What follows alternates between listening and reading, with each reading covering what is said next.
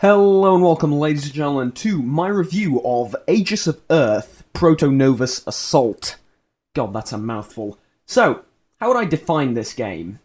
Well, it's very difficult to explain, so I'll show you as we get later down in the video, obviously, what I precisely mean by the following. This is a tower defense game with elements of city building, management, and loot and gear and character development as well, tossed in there just to improve and mix up the game and add a bit of depth to everything, I suppose. I'm going to show you each of these aspects of the game carefully and in detail somewhat, in as quick a time as possible, I suppose. Also, it should be noted that I'm going to show very early stages of the game, so as to avoid any story spoilers and spoilers of any kind, I suppose. So, the game has a plethora of features that we're going to get into, and various different modes and stages of your campaign, I suppose we can call it. But before we get into all of those, let me just say that it was developed by Acquire, which is a developer I don't think I've played any of their games in the past, so I believe this is the first one I personally had the chance to play, from them, that is. And it is published by Axis Games. Aegis, I suppose you would pronounce that right. A-K-S-Y-S, Aegis, I think.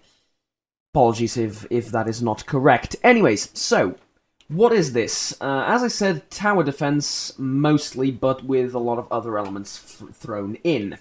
First of all, let's look at the planning phase, as far as gameplay is concerned. So, this is the phase where your city, town hall, I suppose you would call it, or whatever, turns into this giant crane, and you move around and build stuff. Now, this is very early on in the game, so I haven't unlocked some of the more advanced things. However, regardless, I will endeavour to show you how this all works. So you have various structures here. These are practically your towers, right? You have cannons, missiles, counter-missile batteries, residence, and park are not towers, obviously. This is where city building comes in. You can create recreational parks and residence right now. Obviously, later you're going to unlock a whole load of different buildings. But for now, let's build a residence. We're starting to consume quite a bit. Building right there, and this will grow our city and improve it. You also see a variety of resources there, as well as the power that we are using right now, and that we are producing in total, the happiness of the city, and the number of people living in it. These are my defenses. Here you can see the red buildings, they are the cannons. I also have a missile battery. And they all have, of course, their different stats and things that they're good at and things that they're bad at. So what I'm going to do is I'm going to upgrade my towers here, and I'm going to move them around. The interesting thing where is, do you want to move the unit to? The units that you move, Okay, we'll get the move underway. for example, like so, you move them for free and it's instant, which is a very interesting way of doing things, right? So, let me just move this as well. What? Whoops. You want to demolish no, them? sorry. So where do you want to move the unit Let's to? move this thing, well, we can't move it in that direction, so I suppose I should move it in, Okay, there. we'll get the move There we go. underway. One thing I will mention, however, is the game is not very well optimized at all for a keyboard and mouse. So I'm going to be playing this on a controller, and I might as well actually, now that we're at it, show you the options menu. My apologies for the jump cut, but whilst making this video, I realised that I forgot to mention one very important thing about the game that is a pretty big negative. That is the lack of mouse and keyboard support. I talked about it a little bit in the video initially when I made it. This is I'm adding this, of course, when I've made the entire thing in post editing. I didn't exactly bring this to too much attention. I feel it should be emphasized quite a bit. Keyboard and mouse support is very poor, as in doesn't work well. Mouse is not supported at all, basically, at the time of recording. I'm hoping that they're going to fix this, but keyboard and mouse support is very poor, and I wish that look, they there's either a would change request this or an order from in Ally the either next way. patch or so, but right now, the way it is, it's very, very bad. So if you want to play this game, you know, if you want to play this game properly and without any issues whatsoever, you are unfortunately going to need a controller, preferably an Xbox 360 one or a Xbox One, PS4, PS3, whatever. You're going to need a controller to play it. There we go. We may now continue with the rest of the video. Enemy sighted near the city, sir. Missions we're going to do next. That's the next feature of the game that I wanted to talk about. But first of all, back here, settings. Here we go. Feel free to set things up. So, text and voice, Japanese and English, difficulty, normal, hard, and easy, camera mode, that. No graphical options to speak of whatsoever. 3 different volume sliders, which is nice. I turned off the music for copyright reasons, just in case. But you do get in the launcher, before launching the game itself, you do get some options in terms of customizing the graphical fidelity of the game, I suppose. But it's nothing too special, and I understand that it doesn't need to have a crap ton of graphical options for a game of this kind. So, this is your team, the one you can see on the screen here, and let's get into that. So, this will be, I suppose, the next feature of the game. You have a team which you take on missions. What are missions? We're going to see that in a couple of minutes. But for now, all you need to know is these are the characters right now that I have. These you unlock later in the game. They level up, and every time you finish a mission, you get to commend one of them for doing particularly well. They don't have to do anything at all, really, you just need to click the button and they're going to get a bunch of bonus XP. So, this is your team. They're not just pretty faces, though, and a bunch of stats. They interact with each other, and they are quite charismatic and well-developed characters, though sometimes overly cheesy and a bit distasteful for me personally, you know, subjectively speaking, but, and yes, they are anime characters if that wasn't blindingly obvious, which I understand some people might not like, some people will love the game for it. I know, personal preference. I personally don't mind. I think that they're decently well done. They have their attitudes, shall we say, and their personalities done fairly well. I don't expect any massive amount of depth of characters here, but they are unique and interesting, which I suppose is the most important thing. They keep the game going and the story going through their little interactions, their sometimes somewhat contrasting teasing of each other and stuff, but it's okay. Here are all the enemies sighted near the city, sir. Okay, so what is this? Well, this is the combat part of the game. Here you get to pick missions, and I'm going to pick this one, because it has 3 different things. Yes, we shall carry out a strike Threat here. eradication or battle stations, everyone. City switching to battle configuration. I love this, by the way. It reminds me of the city being taken over by a military junta or something. All units switching to strike mode. Yeah. All further orders to be taken from Strike Command. You give the control of the city to Strike Command, as they call it. I mean, it's rather interesting. Anyways, I'm gonna pop so this thing in a second. you actually move around your towers. No, you don't move around your towers. You move the towers around. Is what I mean. So I can do this, and then we just turn around the camera. There we go. Right there, pal. There's also a convenient little emergency thing telling you where the enemies are coming from. And the missiles aren't doing particularly well against these things, but the cannon should be able to take care of them. There we go. Keep it up, everyone. Seriously? So, in this sense, I suppose you can call it a bit of a, not inverted tower defense, but a bit of a moving tower defense, if you will. Rotationaries tower defense is what you can call it. Because you're moving around the towers constantly. And what you really need to think about is where your towers need to be positioned in order for you to effectively move them to deal with a variety of threats that your city may face. This is fairly basic, but I have... What would sorry, you can like I... to use? Oh, yes, there is this as well. You can use items. These you get from doing certain strike missions, and there's a couple of other ways to get them as well. But they will basically boost your either your towers, your experience gain, stuff like that, and you use them for to get these particular boosts. They're basically consumable items.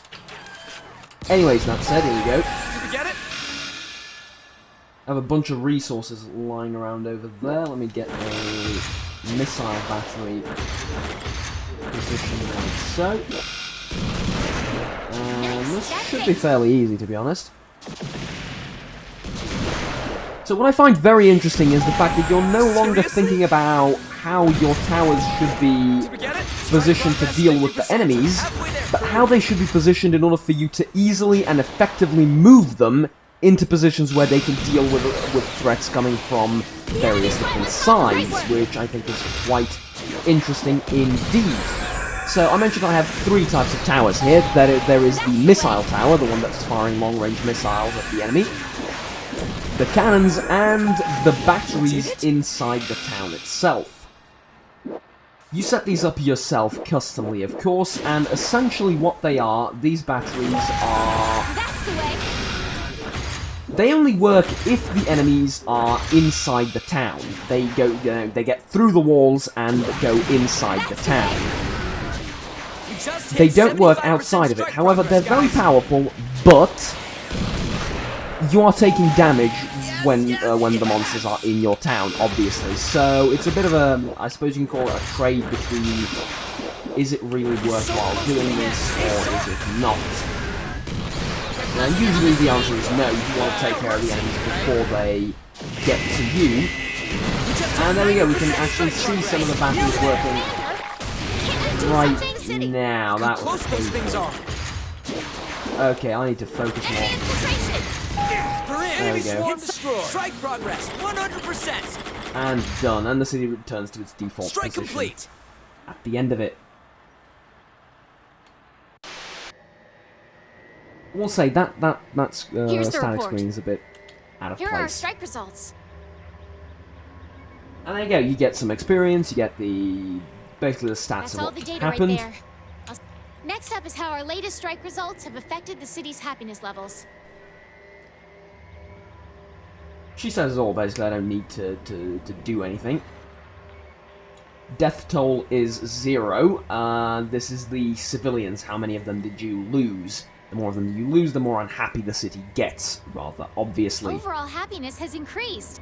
Thanks to the outcome of that last strike, people are asking for permission to live in our city. Yes.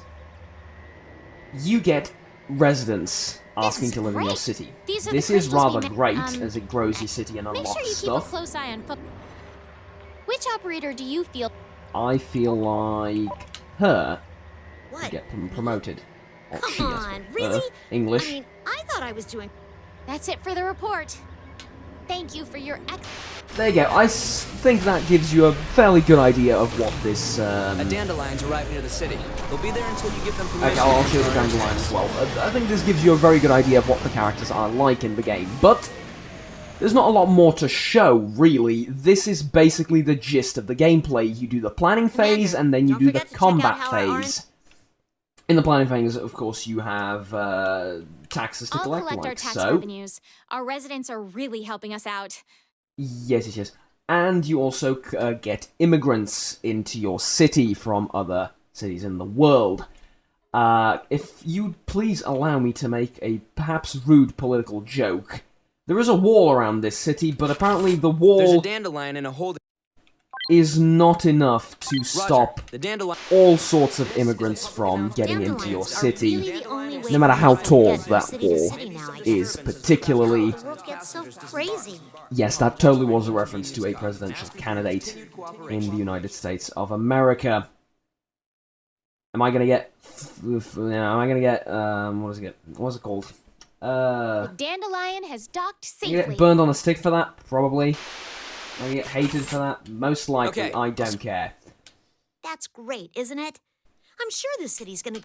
Yeah, turns out that a wall is not enough to finished stop the processing. immigrants from flowing into the city. Anyways,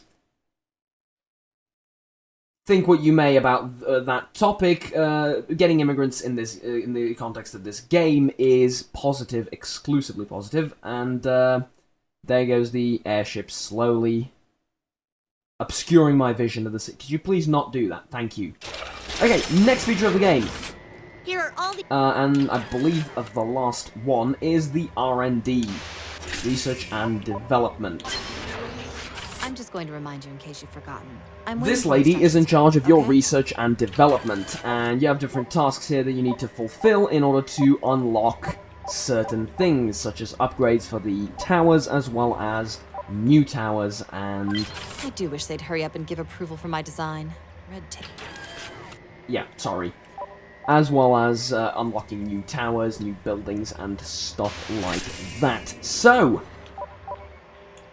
this will be pretty much everything that you need to know about this game. I've shown you basically everything there is to see. Obviously, the later on in the game you get, the more towers you unlock, you do unlock two more members of, well, you do fill out 2 more slots in the team roster, and of course the game gets more and more complex. But that's basically, you know, essentially it. You also have these temporary units here, which I don't have any unlocked in this particular save file, and you put them around the outskirts of the city, and they add another interesting element to the tower defense bit of the game and the combat bit of the game, I suppose. But there we go, that would be pretty much everything as far as this review goes. The game's priced at $20, though it should be noted at the time of recording, and at the time of you seeing this video most likely, it is on sale by, I think, 20% off. So, is the game worth $20? That's a difficult question that you need to ask for yourself. There is a lot of content here, there is, but as much as there are elements that add depth and add nuance, you know, and there is a very rewarding feeling that you get from going on through the game and playing it. You know, your city gets bigger, you get more and more buildings, better towers, tougher monsters are coming in, you know, your characters are leveling up. There is a real good sense of progression through the game. I do feel that, like, for a game like this, that despite all that, can get a bit repetitive. $20 may be a little bit of a high price. However, on sale for $15 right now, I would recommend that you grab this title. Of course, if you like tower defense and if you like these sort of anime characters' lightheartedness and in their interactions with each other. Though I always find that a bit, I don't know, contrasting with the fact that these people are living in constant fear down there against giant bugs and monsters eating them alive at night. But regardless of the fact, I've pretty much shown you everything that you need to see. What do I think of the game? It gets a bit repetitive, is my only problem with it, and it's the nature of all tower defense games and all games of this genre, so bearing that in mind, I'm probably going to play a few more hours of this, but I'm not sure I'm going to get to the end of it. And does it justify its price? Like I said, for the price of $15, or your regional equivalent, actually it's 15 euros, sorry, or your regional equivalent, yeah, I think it's very, very justified for the content that is here. I like the game, personally, but for 20, I think that's a bit much in terms of value for your money. That's all I have to say about that. So, that would be pretty much it, I believe. Thank you very much for watching this review. I hope you found it helpful, and if you did, please remember to like and subscribe down below if you enjoyed this video, in order to support the channel and stay tuned with the content that I will produce in the future. My name's been Juggernaut, and until next time, take care, and bye-bye.